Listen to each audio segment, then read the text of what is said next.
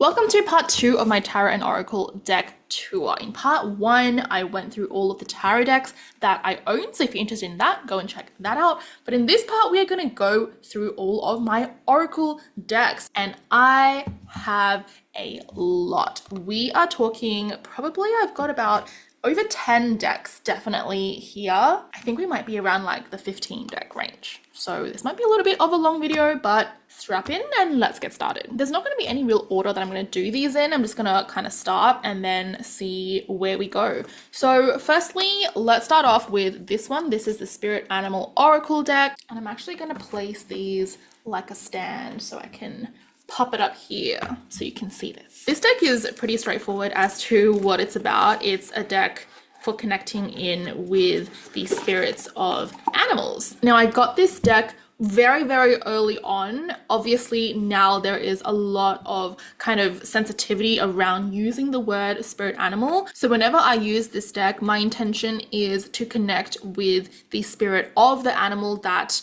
I need to be guiding me in this moment, or what energy do I need to tap into more of. With that being said, this is not a deck that I use that often, but I do sometimes like to just pull it out and to pull a card to see what energy I need a little bit more of. Is it something like speed, or is it something where I have to watch and wait? And also with the numbers up here, sometimes I get like numerology hits as well. But yeah, we've got a deck of animals and what energies they are inviting into your life, or they are inviting you into. Also, the back of this deck is very pretty. We have this kind of mandala-esque design in soft pastels, and it's got more of a matte finish. I would actually call it semi-matte, but it is honestly really nice to hold and to shuffle and to use. Let's just go down the pile. The next one we have is this Work Your Light Oracle card deck.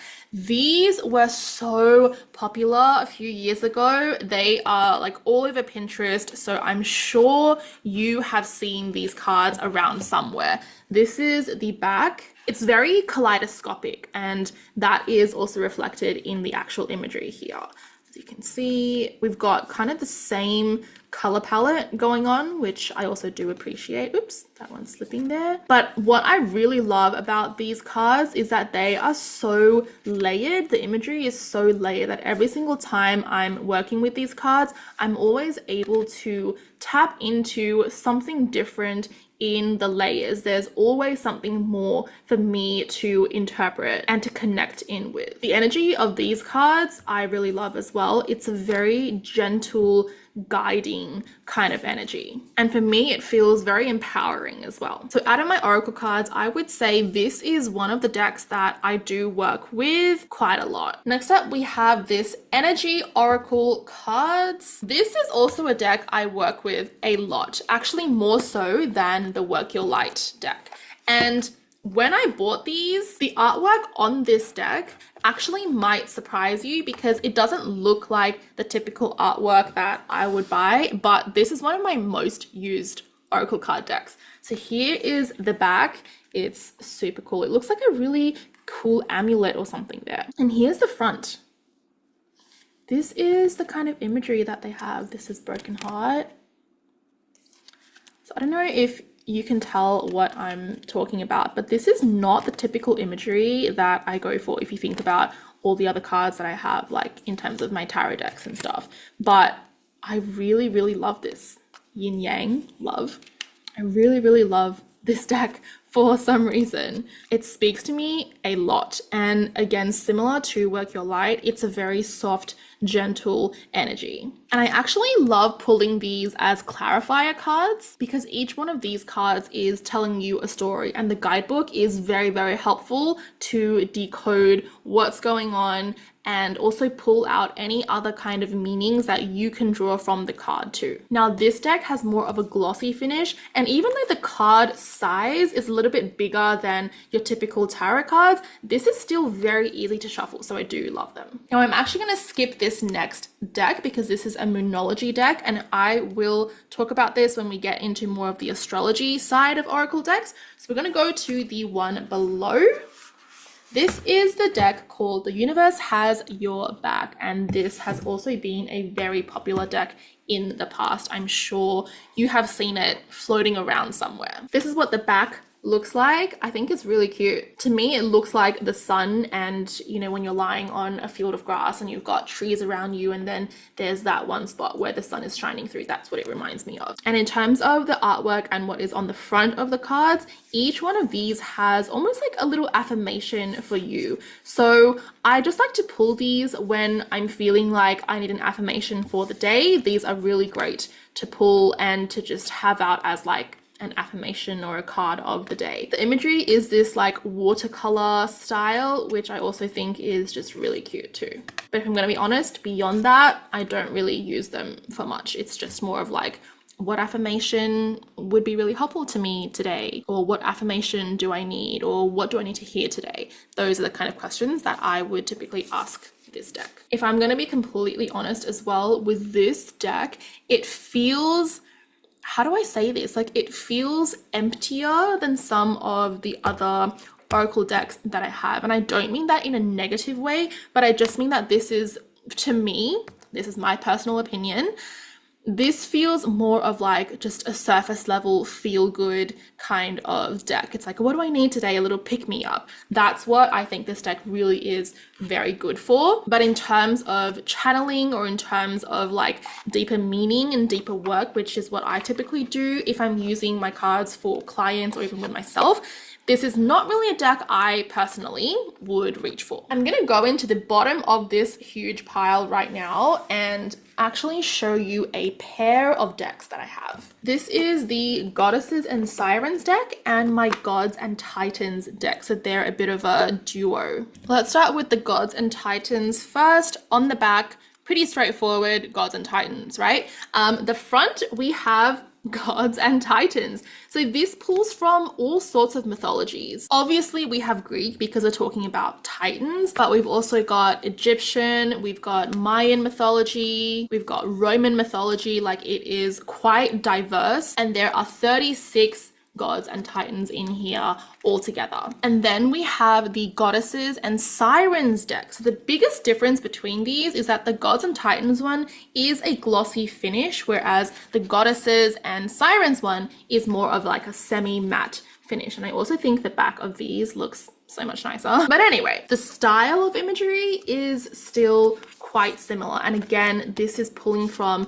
many different mythologies, not just Greek or Roman. As you saw there, we had Indian mythology, we had Chinese mythology, we have got, again, Egyptian, Mayan, lots of different sources from which we are pulling from. And this then leads me to the next deck, which is the Kuan Yin Oracle deck. So Kuan Yin, or Guan Yin as we know her in Chinese, is a goddess. She is a deity who is the deity of compassion. And in Chinese mythology, she is always shown in one hand holding a vase with a willow branch. Sometimes she's holding a lotus flower, but the energy around her very much is of compassion and healing. As a side note, I was given a little jade Guan Yin pendant, I think from my maternal grandmother. I don't know where it is now, unfortunately. I wish I could find it, but I remember in my childhood that always used to be a very big kind of protector for me. So let me just pack these up quickly and then I will show you this deck over here. So the back of these cards is the same as the artwork on the cover of the deck, and the energy of this deck is very feminine, obviously, but it is very soft. It's got this kind of wispy, ethereal feel to it. In terms of my connection to this deck, I don't feel like it is the strongest connection. I have sometimes used this deck for myself, but I don't think it would be a deck that I would use for clients. But here we have her holding a lotus, and here is her vase that she always holds. This is a very gentle deck, but like I said, it's typically a deck that I probably just use for myself, not for working with clients. Let me show you this big one down here now. This is the Yogic Path by Sahara Rose, and I really love the packaging. I gotta tell you, if it's nice packaging, you've already sold me like 50%. So we have a box within a box, and this is the back of this deck. It's very tropical and fun and fresh, which I do appreciate. And here is some of the artwork. Honestly, this deck really reminds me of the artwork of the Work Your Light deck. It's got that similar, almost like kaleidoscopic sense or feel to it. But again, this is a deck that I just personally have not connected the most deeply with. This also was a deck that I got earlier on in my kind of tarot oracle journey. If I was to consider getting this deck now, I might not have gotten it, but I think back then there definitely was something calling to me. I think it was that like freshness that this deck has, because back then I was in quite a dark, heavy place, and this kind of these colors, this imagery, this energy, this feeling really was what I needed. Now let's go to this deck I have over here. This is the Messages from the Guides deck, and this is actually named as a deck of transformation cards. This deck, honestly, one of my most used oracle decks. So I'll show you what the back looks like there, and the front literally are messages. So this is know your truth, understand your body, make each day count. And I am a very visual but also like verbal, or what's the word, like wordy person, right? So whenever I have messages like this that is literally words, it's very easy for me to start channeling and tapping into other threads or sources or messages that need to come through. So these cards are simple, but that's why I love them so much. One of my most used oracle decks again. And this deck, I wouldn't say it has a very like tough love, because it's a gentle deck. It's a very gentle deck, but it's very truthful. Like it sees right through you in a gentle way, not in a more I don't think aggressive is the right word, but in more of it has a lot less attitude than tarot decks do, if you know what I mean. So this deck I really do love, not just for the messages themselves, but also the colors in the card itself, like behind the message. A lot of the time I get hits and I get downloads from that as well. So if I'm channeling, not just for myself, but I use this for clients too, this is one of the decks that I will definitely reach for. Let's do this one next. This is the Whispers of Love deck, and this is a deck about love. I used to do some like love and romance work, and I would use this deck. This is the back. It's got an angel there. Like you can already tell the energy is so gentle and calming, and just this kind of like quiet peace and love that is here. And the images themselves, this is very nostalgic for me. This really reminds me of those like Shirley Barber books, the fairy books. I believe that's the author's name.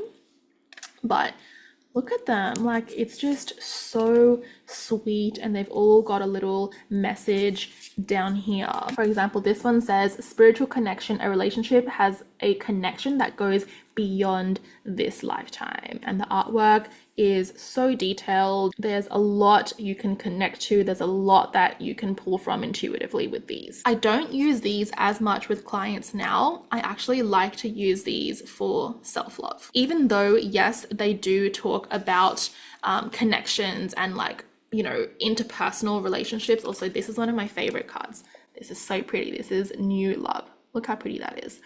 Even though it is more focused on other and, you know, your actual relationships, I do really like to use these for self-love, because I find that you can always interpret these cards in a way where you are able to give more love and feel more love to yourself. This deck for me also feels very protective. I think we've only got a few left. This is my next deck. This is the I Ching Oracle Dragon. And if you remember in my tarot video, I did have a tarot deck that was inspired by Chinese mythology. This is obviously also inspired by Chinese culture, by I Ching or Yi Jing, but this is the oracle kind of version of that. I gotta be honest, I was supposed to study Yi Jing. I have the books for it because I actually asked my mom to lend me her books. Here are all the books for Yi Jing. I haven't studied them yet. I will, but girl, as someone who has a lot of mutable energy in her chart, it is so hard for me to stick with something and see it through. I hobby cycle like there's no tomorrow. So I am definitely sure I will get to studying Yi Jing at some point, just not right now. But Yi Jing essentially is the way Chinese people use divination, or this is what they use for divination. I have so many things I want to learn. Like I just finished learning astrocartography. I have so many things on my want to learn list. I've just added this to it and I will get there, I promise, but just not today or tomorrow. But anyway, back to these cards. This is the back of them. It's got that kind of traditional artwork influence. On the sides, they're actually silver, a little bit iridescent too, if you can see in the light. But typically cards are kind of gold edge, so I really do love that this is silver and something different. And in the front, so every single card in the top left corner, there is one of the Yi Jing hexagrams, and this is made up of 2 trigrams. So if you can see here, number 1, we've got 6 solid lines. So this in Chinese is Tian Wei Tian. So Tian is the name of this hexagram. And then this essentially kind of gives you an idea or understanding of what this hexagram is about. So with Tian, this is completely yang. So we're dealing with yin yang here.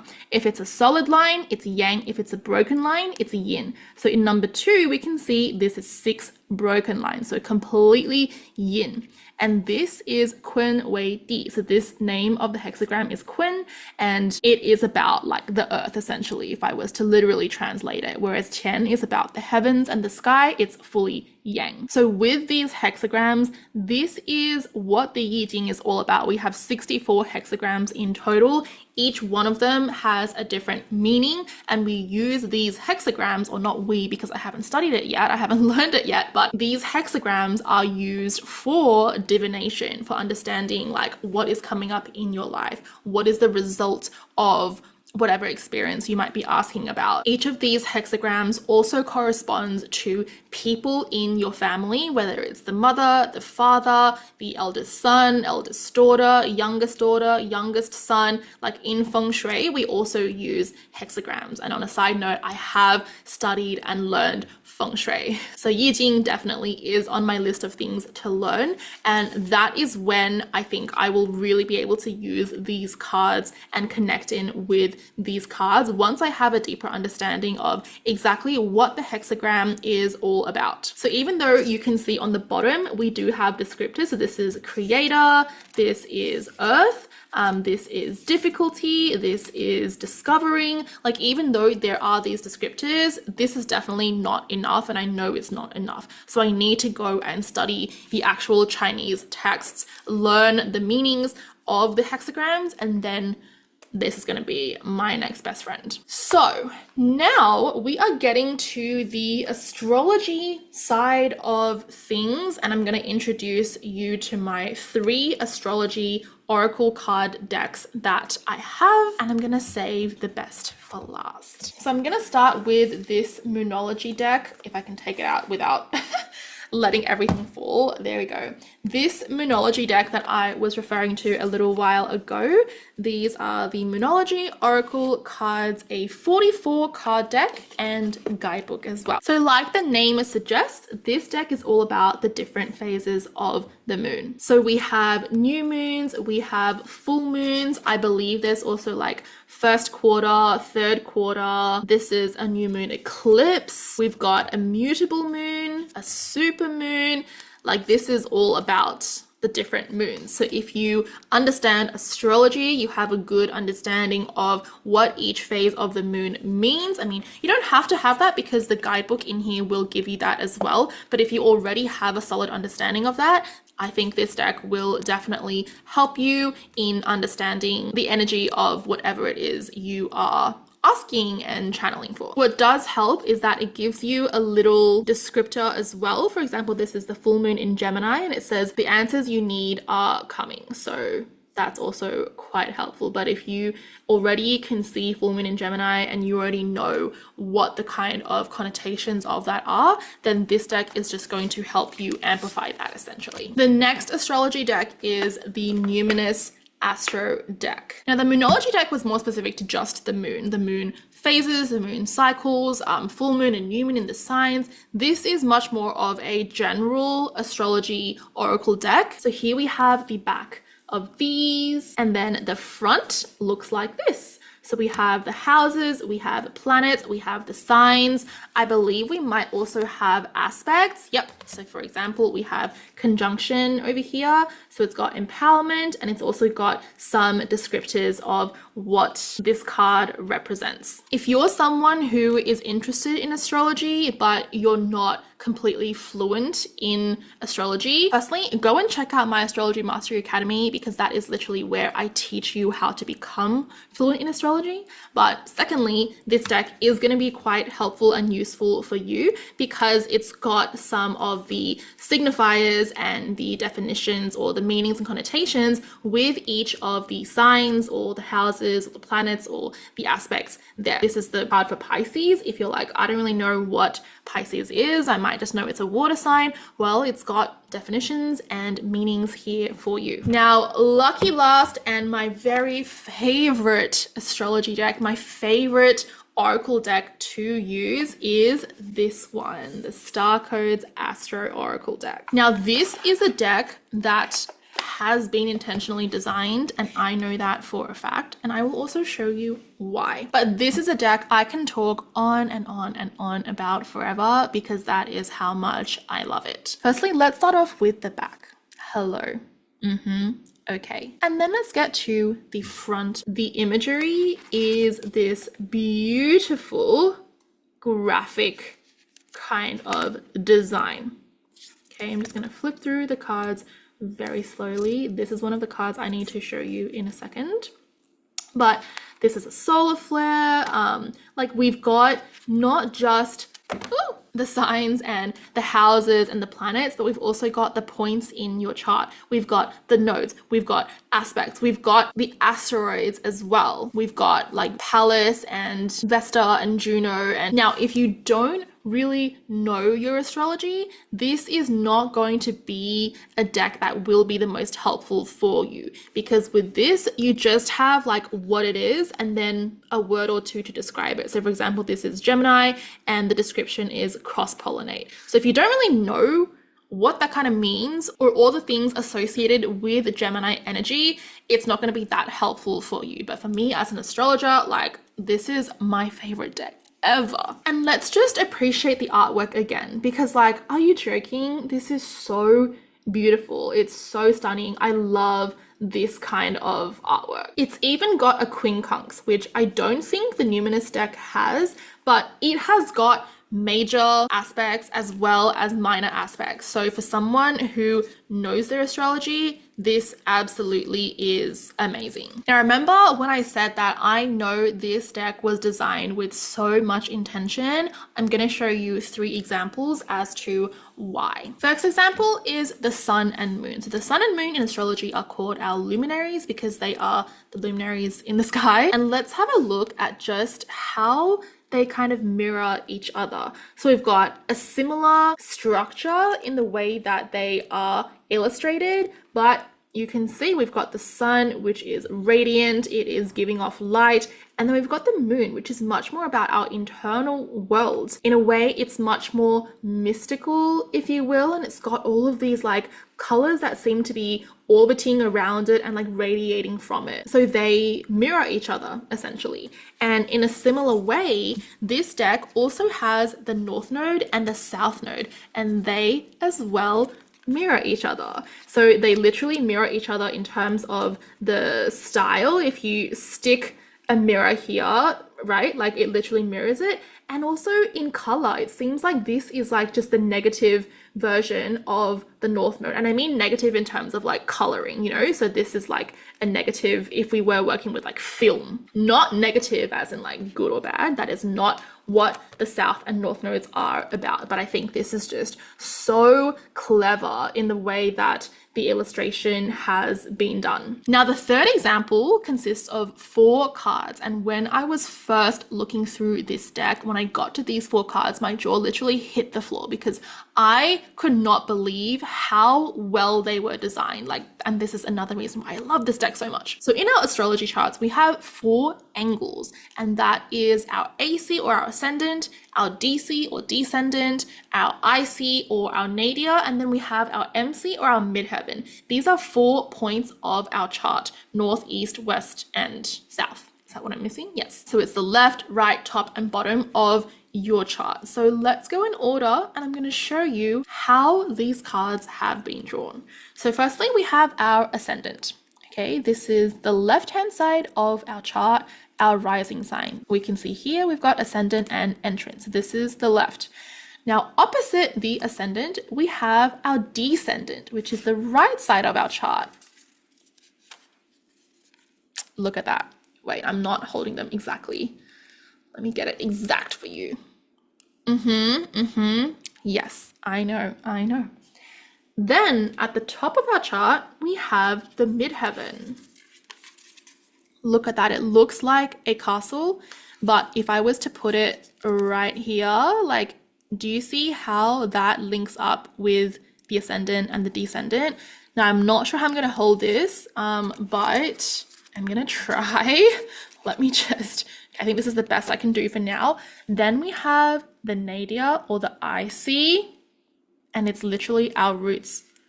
And this fits into the bottom of the chart. So if we have these here, we have our 4 angles. We literally do have points for the left and right, our ascendant and descendant.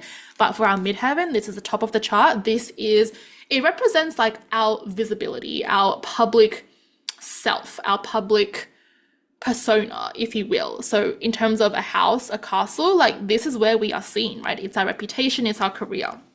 The IC are our roots. This is the most bottom part of our chart. Literally our roots, our ancestors, our lineage, our family, our home, what is most private to us. And it's illustrated as the roots of a literal tree. So again, we have points pointing up and pointing down. And these 4 cards together, okay, I'm going to struggle a lot to hold this right, but they make up the 4 points that anchor our houses in our chart. So I completely nerded out about this because I literally was like, oh my freaking God, this is amazing. If you don't know astrology that well, you might be like, I don't really understand. But if you do know, you need to get this deck. Like, I'm not even sponsored for this deck or anything, but I just love it that much. And this is a deck I will always pull if I am going to be working with oracle cards for my clients. So that is all of my oracle decks. I hope that it has been fun for you just to see all the different decks I have, the artwork, the meaning, the energy behind them. If there is a deck you would like me to go more in depth into, I'm very happy to do so. Just comment which deck you want to see more of below. If you have a deck that I did not mention here and you love it, please let me know as well. I'm always on the lookout for more decks and more things to add to my collection. I'm always scrolling through Kickstarter. Like I said in part 1, I just backed another deck on Kickstarter, so I'm going to be really excited when that one comes. It is also an astrology themed deck. So thank you for sitting here and going through all of my cards with me. Again, if you have not checked out my tarot cards yet, make sure you go and rewatch part 1.